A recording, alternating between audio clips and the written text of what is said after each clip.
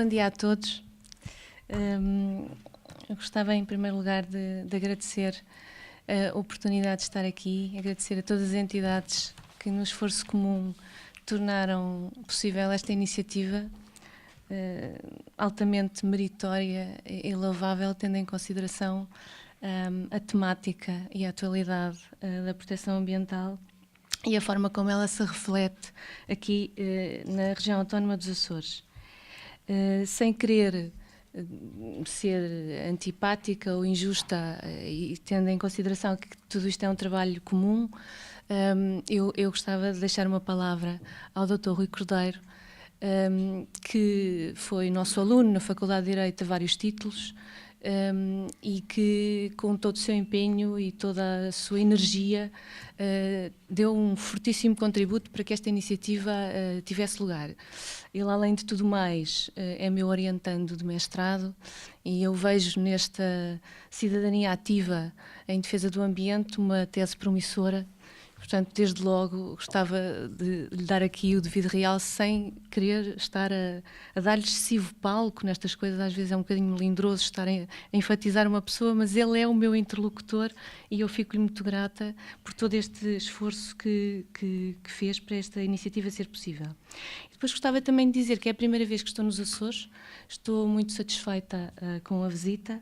Ontem tive a oportunidade de dar alguns passeios pela ilha e de facto enchi os olhos e lavei a alma.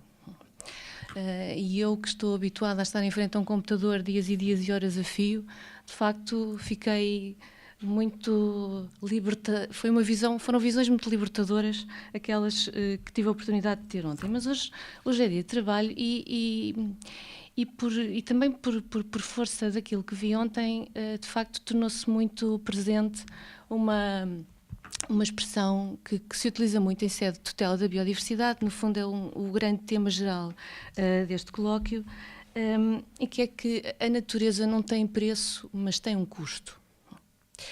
E eu venho aqui falar hoje de uma figura que não é muito conhecida, um instrumento que não é muito conhecido, não tem sido muito estudado em Portugal, mas que tem sido alvo de uma grande controvérsia doutrinária e de um grande tratamento doutrinário no Brasil, que é a figura da compensação ambiental. E porquê a figura da compensação ambiental? Porquanto é a partir da figura da compensação ambiental ou da compensação ecológica, até num sentido mais estrito, que se começa na Europa a falar de mercados da biodiversidade. E nós temos tido a nossa vida nos últimos anos dominada por essa entidade mítica que são os mercados. E é, de facto, algo assustador que vejamos entrar essa entidade mítica num reduto que pareceria à partida fechado à sua penetração. E, portanto, é sobre isso que eu gostava de vos falar hoje. Enfim, brevíssimas observações, porque o tempo também não permite grandes desenvolvimentos. Eu, de toda a maneira, escrevi um texto que depois vou completar com a ajuda de um outro orientando que está a dedicar-se a esta matéria e, portanto, ele surgirá mais consistentemente daqui a algum tempo. Mas eu gostava de dizer que este interesse da Europa pelos mercados da biodiversidade tem a ver com um livro verde da Comissão Europeia que surgiu em 2007 e que no seu ponto 4.3 chama a atenção para a possibilidade de seguirmos na União Europeia o mesmo caminho que já vai sendo trilhado nos Estados Unidos. Enfim, em termos legais, as figuras existem desde a década de 70, os mitigation banks, nessa comunicação da Comissão, nesse livro verde, não se dizendo claramente que se vai avançar nessa direção, põe-se a questão de saber se fará sentido avançarmos com esse rumo. E também vale a pena dizer que os mitigation banks dos Estados Unidos têm a sua origem na Convenção de Ramsar de 1971, uma convenção relativa às zonas úmidas que Portugal ratificou e, portanto, é aplicável em todo o território, inclusivamente aqui também nos Açores, e, no fundo, aquilo que permite é, embora a título excepcional, o sacrifício de uma determinada zona ou parcela de zona úmida com a contrapartida da recuperação ou da criação de outra zona úmida na sua continuidade ou, as palavras da Convenção são estas, elsewhere. E com base nesta ideia, os mitigation banks começaram a aparecer nos Estados Unidos com verdadeiras estruturas empresariais a dedicar-se à recuperação, à criação de zonas úmidas em determinadas zonas dos Estados Unidos, e eles têm maior incidência na Califórnia, para que noutros locais possam ser feitos sacrifícios também do mesmo tipo de zonas, fazendo uma espécie de contrapartida. Portanto, sacrifica-se uma, mas recupera-se outra. Não há uma continuidade natural que decorra diretamente do texto da Convenção, diz-se em qualquer outro lugar. No entanto, é necessário invocar uma razão de imperativo interesse nacional para proceder a esse sacrifício. Foi com a Convenção de Ramsar que se abriu esta caixa de Pandora, esta ideia de que a natureza pode ser substituível e que os bens podem ser fungíveis. Isto é de facto paradoxal, mas alerta para uma outra ideia, que dificilmente nós podemos, como juristas, como cidadãos, podemos acreditar nisso, mas como juristas é difícil, como juristas e como economistas, enfim, mas eu falo como jurista, que são as minhas competências, é difícil acreditar que o ambiente prevaleça sempre e em qualquer circunstância. E, portanto, é melhor abrir algumas portas, algumas cláusulas de salvaguarda, porque senão, tendo mesmo a intervenção que existir, se não existirem estas formas de compensação, o ambiente perde duas vezes. Perde com a ação e perde com a omissão de contrapartida ou de substituição. A União Europeia não ficou, de certa forma, indiferente a esta ideia das medidas de compensação, e elas existem na Diretiva Habitats, uma diretiva de 92. E porque existem na Diretiva Habitats, existem no nosso regime nacional de Sistema Nacional de Áreas Protegidas e também no regime que transpõe as diretivas da Rede Natura 2000. Portanto, nós temos as figuras das medidas compensatórias. É curioso, eu consultei o Decreto Legislativo Regional que traça o Sistema Regional de Áreas Protegidas na Região Autónoma dos Açores, e uma disposição como a do artigo 36 do nosso Decreto-Lei 142 de 2008, do Sistema Nacional das Áreas Protegidas, não existe no Decreto Legislativo Regional. O que significaria que, aqui na região autónoma, este tipo de medidas, pura e simplesmente, não poderiam ser levadas à prática. Isso não é bem verdade, porque há aqui áreas de Rede Natura 2000, há aqui áreas Ramsar, e por força desses instrumentos é possível que esse instituto entre aqui. Como é que isto se liga com o mercado? Enfim, para abreviar, porque também tenho pouco tempo, é que em França começa a haver a ideia de que, e acho que há até já uma caixa geral de bancos de compensação em funcionamento, em França começa a haver a ideia de que há determinadas entidades que se podem dedicar à recuperação de valores ambientais, elas são pagas em títulos, e esses títulos são depois transacionáveis no mercado sempre que algum operador queira fazer uma intervenção lesiva da biodiversidade em qualquer área do território francês. Isto funciona assim, um pouco à semelhança do que se fez com Quioto e outros mercados que por aí pululam, e este livro verde da Comissão Europeia, de certa maneira, dá aso a que isto possa tornar-se uma realidade. Embora haja vozes, tanto nos Estados Unidos como na Europa, muito contrários a esta mercantilização, e, a meu ver, com toda a razão. Portanto, eu queria aqui fazer uma distinção entre o que é o Instituto da Compensação, e, a meu ver, é necessário que ele esteja regulamentado, e o que é a ideia da mercantilização. E essa merece o meu maior juízo negativo, e julgo que não deve ser implementado, não deve ser esse o caminho a percorrer.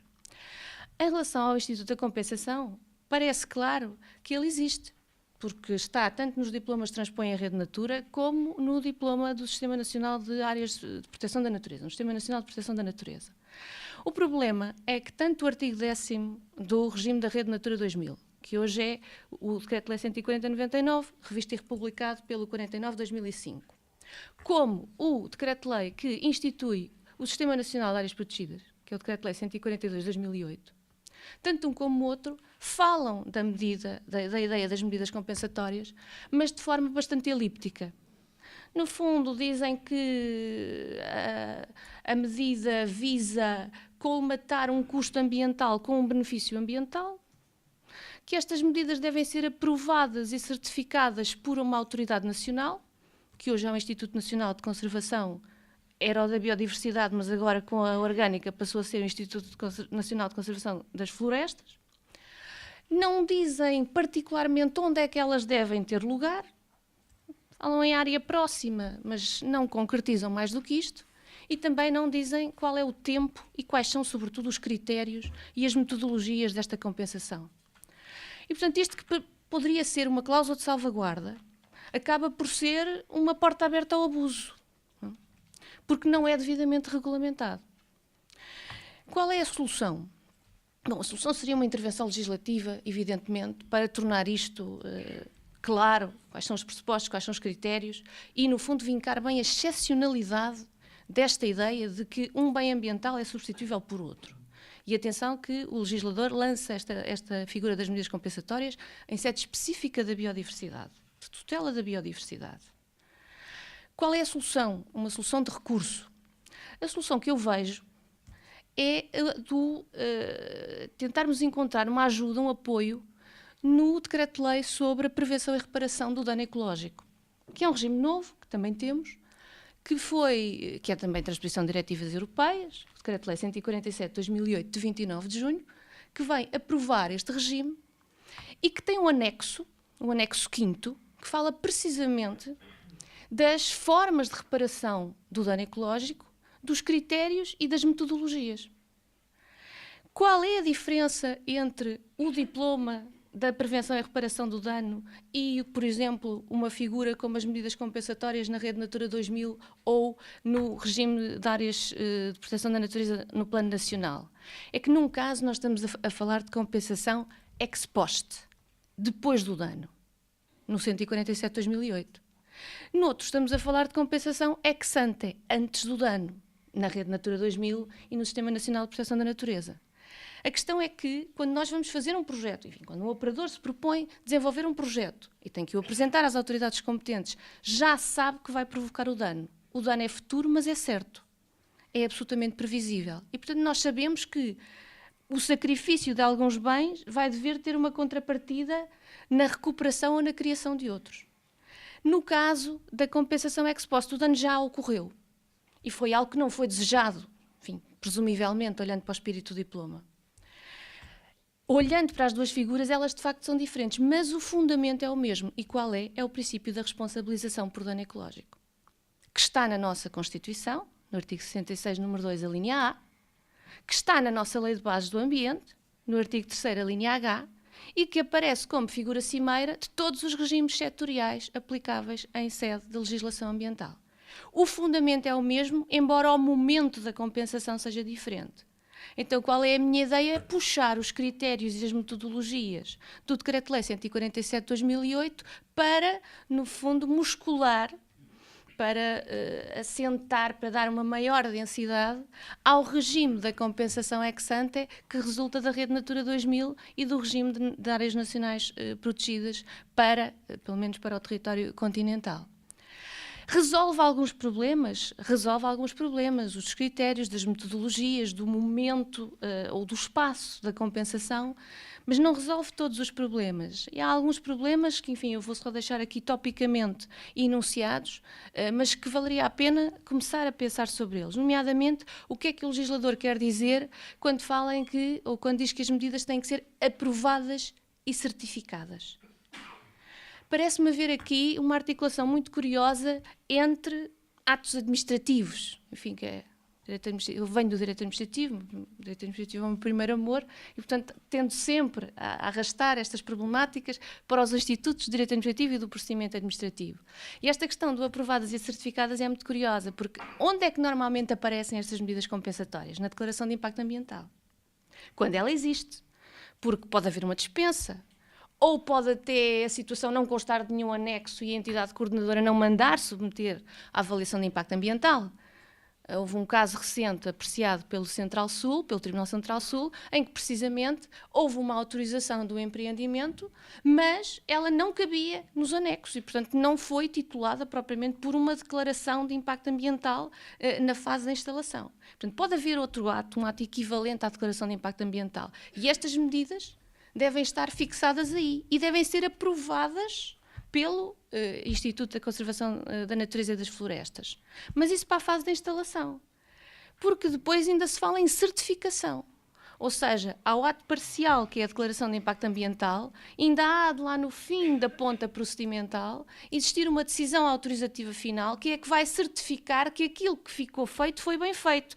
E eu digo, foi feito no sentido de concretizar o início das medidas compensatórias. É evidente que não vamos estar à espera que elas deem frutos, porque isso pode implicar até anos, às vezes décadas. Não é? Mas tem que haver uma aprovação e uma certificação. E o que é que isso significa para a validade do ato autorizativo e para os direitos do operador? Do meu ponto de vista, só pode significar uma coisa, é que a aprovação tem que existir sob pena de invalidade de tudo o que for feito durante a fase de instalação e a certificação tem que sobrevir sob pena de invalidade do ato que constitui o direito do operador. O que significa dar ao Instituto Nacional da Conservação das Florestas um poder imenso sempre que estas iniciativas envolvem a medida compensatória. No fundo, isto é uma cláusula modal que vai ser anexa a estes atos autorizativos, parciais e finais, e que vai determinar a sua validade, para que levemos a sério esta figura e a tutela da biodiversidade. Mas isto é uma coisa que o legislador não explica. Sou eu aqui a dizer da minha cabeça. Não é? Também não decorre diretamente da lei, isso é uma coisa que se discute no Brasil, é muito interessante, se estas medidas aparecem para compensar a instalação só, ou se fará sentido pô-las também na fase de funcionamento, quando o empreendimento se prestar a isso.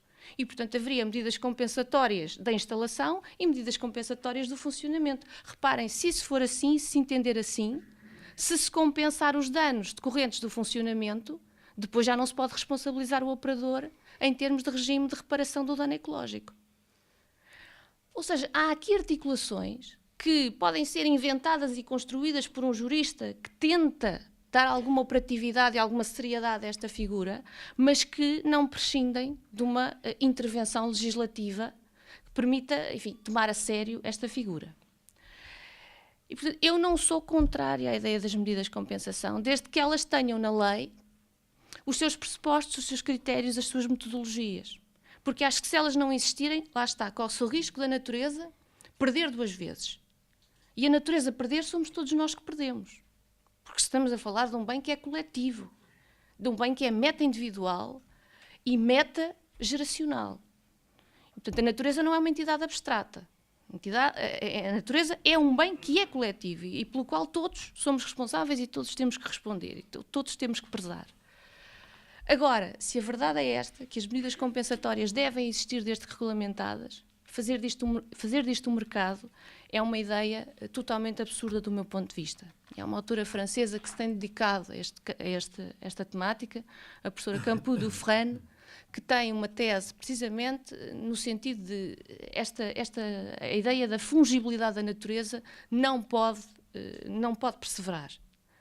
Portanto, uma coisa é compensar caso a caso, tendo em consideração o contexto e assegurando o contínuo da intervenção compensatória. Outra coisa é dizer, e utilizando o território continental, alguém viola valores da biodiversidade no Minho e depois alguém vai compensar isso no Algarve. Quando estamos a falar em contextos naturais totalmente diferentes. Mas é isso que o mercado permite. É isso que a fungibilidade da natureza, ou esta ideia, esta lógica de fungibilidade da natureza, acaba por levar a essa possibilidade.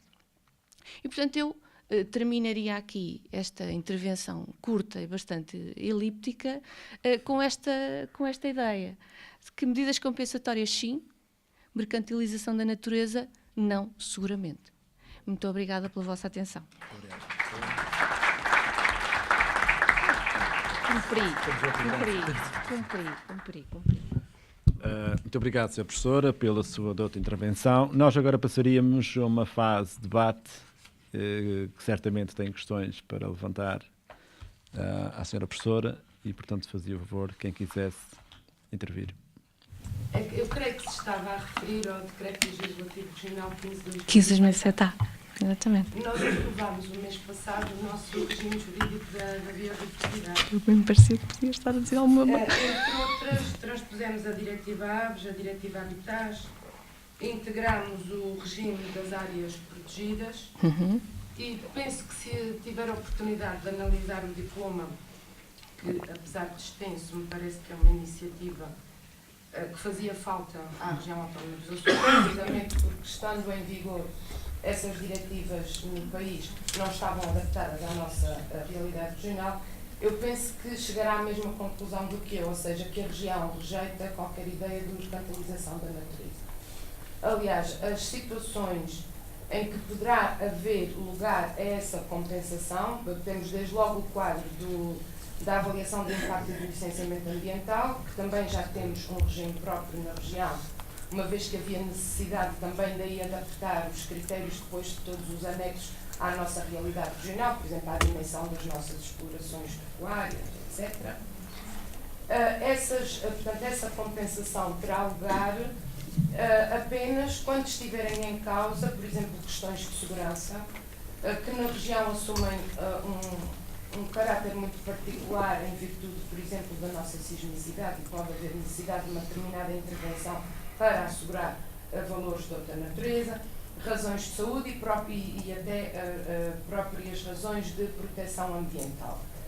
Eu penso que este regime jurídico foi um passo muito importante para a região e que resolverá algumas das questões que a doutora enunciou, sem prejuízo de que algumas das questões também merecem, e enquanto deputada regional, levo daqui essa preocupação de assegurar, porque me deixou alguns alertas, de assegurar que essas soluções que tomamos correspondem de facto às melhores soluções. Foi esse o esforço que fizemos. Fizemos um esforço também, aliás não é um esforço, é uma obrigação, de audição do maior número alargado possível de intervenientes. Infelizmente, a participação nestas questões não tem ainda os índices que nós gostaríamos. É preciso, a Clerques tem uma intervenção muito importante, porque muito intensa, mas a verdade é que na Assembleia nós fazemos consultas a entidades de um âmbito muito vasto e o feedback que temos é sempre muito diminuto, sobretudo se ponderarmos a importância das iniciativas. Isto para dizer que neste também não conseguimos obter um contributo da sociedade civil tão lato quanto gostaríamos, mas penso que é um instrumento que marca um passo importante na região, na proteção da biodiversidade. E era esta nota que eu queria deixar aqui, que no entretanto e demos outros passos muito importantes. Penso que a doutora Marta Chantal Ribeiro irá falar do Parque Marinho, que é das coisas que mais nos orgulham na região. E era só essa nota que eu queria deixar. Não, fico feliz, vou gostar de ver o diploma e também aproveito para deixar a nota. Aparentemente estas compensações pareceriam ser só para território terrestre, mas não é verdade. Elas podem acontecer também relativamente às espécies piscícolas. Portanto, e aqui nos Açores isso é uma realidade bastante importante e relevante. Não? Obrigada. Muito obrigado. Faz favor. Dizer que, enquanto diretor regional do ambiente, entre 2006 e 2010, a figura das compensações ambientais foi utilizada profusamente em cada projeto que foi aprovado. Havia essa análise se deveriam ser incluídas ou não compensações ambientais. Em muitos casos foi concluído que deveriam ser introduzidas compensações e elas foram executadas. E aquilo que temos reparado na região autónoma dos Açores, calhar em particular na região autónoma dos Açores, e mesmo não se aplicará a outros contextos, é que os promotores respeitam integralmente e escrupulosamente tudo aquilo que são as indicações ambientais. E quando não respeitam, as penalizações também são tão graves e tão pesadas, como sabe, e se diz respeito já aqui ao meu colega inspetor regional do ambiente, a mão é tão pesada que não compensa de todo. Só queria comentar em relação às penalizações, é que também do nosso esquema legislativo não é líquido qual é a penalização para um promotor que não cumpre uma medida compensatória. Porque aparentemente elas estão fora das contornações administrativas em sede de avaliação de impacto ambiental e em sede depois, enfim, dos vários licenciamentos. Porque como é uma matéria para penal, é preciso que esteja referenciado o tipo de incumprimento a que se reporta a medida sancionatória. Esse é outro problema. E como nós não temos a figura em geral, se calhar bem, não vamos entrar agora por aí, da chamada revogação-sanção, o operador quase que fica blindado. Não tem contornações administrativas. Não lhe retiram o ato. Isto do ponto de vista jurídico, pelo menos na minha visão e da teia legislativa que eu tenho em mente, da nossa, digamos assim, do continente, isto não é nada líquido. Por isso é que eu digo, nós podemos inventar aqui umas formas de tentar costurar e tentar dar algum sedimento e algumas consequências, mas depois há matérias fugidias. E o caso da penalização não é fácil. Para mim não é fácil de resolver. Peço desculpa. É vaga, é. Os próprios promotores respeitam-na de uma forma. É excelente, o grau de sensibilização é claramente maior.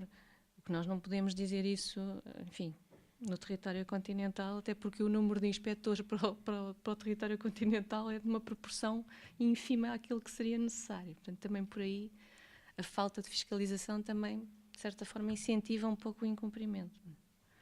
Enfim, isto dava pano para muita manga. Não posso agora. Muito obrigado. Há mais alguém que queira intervir? Faz favor. Queria referir que os Açores são um caso paradigmático porque têm duas realidades distintas. Enquanto ilhas, o território é exíguo e o conceito de ecossistema merece particular atenção.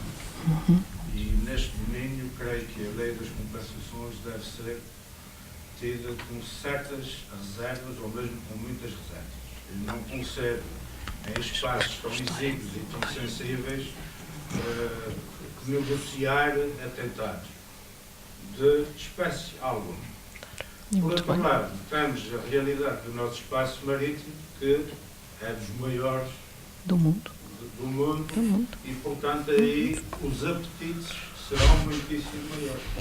Portanto, a especificidade das leis tem que ser tida em linha de conta, porque senão o que nos vai acontecer é cair num saco de ambiguidades que pode ser muito perigoso. Um saco de ambiguidades. E, portanto, desde já dizer que ao nível do território insular, nível da parte terrestre, há que ter todos os cuidados e ser muito pragmático.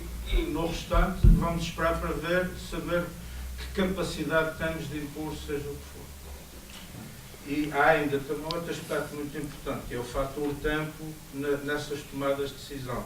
A legislação é muito boa quando é tomada em tempo útil, porque o que nós assistimos muitas vezes é situações em que o tempo que medeia as queixas e as denúncias permite a prática de crimes que depois não são passíveis de ser reparados. Muito obrigado. Este é mais um comentário. Exato. Não vou fazer o comentário ao comentário. Exato. Enfim, concordo praticamente com tudo o que disse, sendo certo que não estou dentro do contexto regional. Muito obrigado, doutora.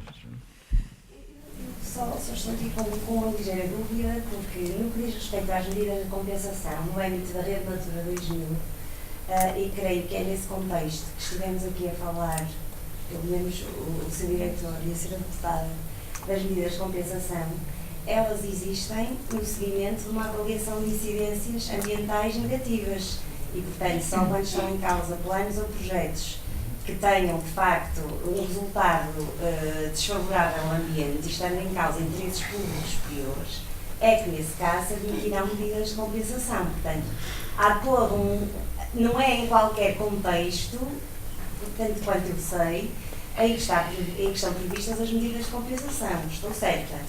E o diploma que foi aprovado é nesse contexto específico que prevê as medidas de compensação.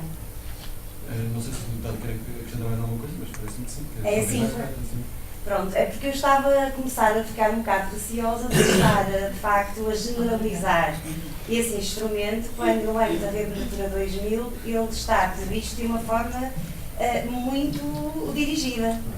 E era só esse ponto que eu queria deixar esclarecido. Aqui talvez mereça só um comentário. Isso também nos levaria muito longe, porque a questão, mas eu não vou abusar, porque tenho que respeitar desde logo o tempo dos meus colegas de mesa e a paciência do auditório.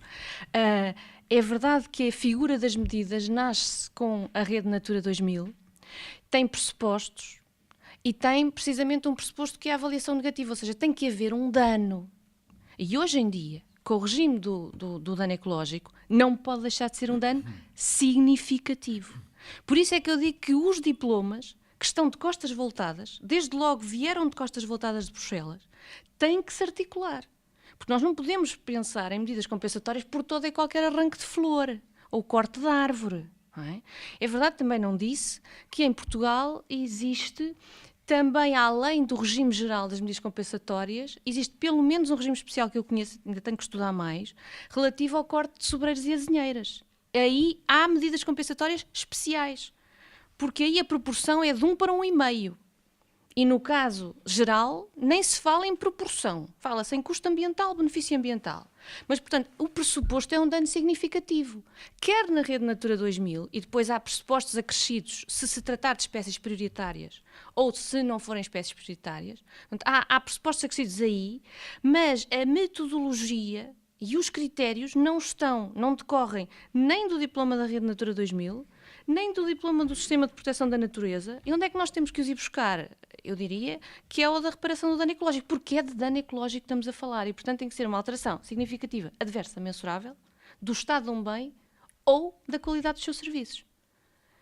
Portanto, esse é o pressuposto. Tem que haver um dano significativo, é verdade. Mas depois a articulação entre os diplomas às vezes é que também não é clara. Não é? Enfim, mas não posso. Muito obrigado, professora. Mais alguém quer fazer alguma intervenção? Acrescentar uma coisa que eu penso que será importante para percebermos que há alguma cautela nestas questões na região autónoma dos Açores. Há um instrumento muito importante que é o Parque Natural de Ilha, que agrega e classifica todas as áreas protegidas. E nós já temos um leque muito interessante de áreas protegidas e incluímos lá as áreas Ramsar, as áreas marinhas protegidas, OSPAR, etc. E esses parques naturais definem com muito rigor as atividades que são interditas e as atividades que são condicionadas nessas áreas protegidas.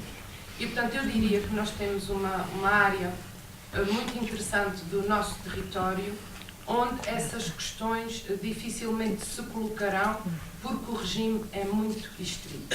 Fora isso, temos portanto, a regulação do regime da avaliação do impacto do licenciamento ambiental e temos o regime da proteção da natureza e da conservação da biodiversidade, que eu sei que já está no Diário da República para publicação, portanto, se não sair hoje, sairá segunda-feira ou terça-feira, que impõe também muitas restrições nesta matéria.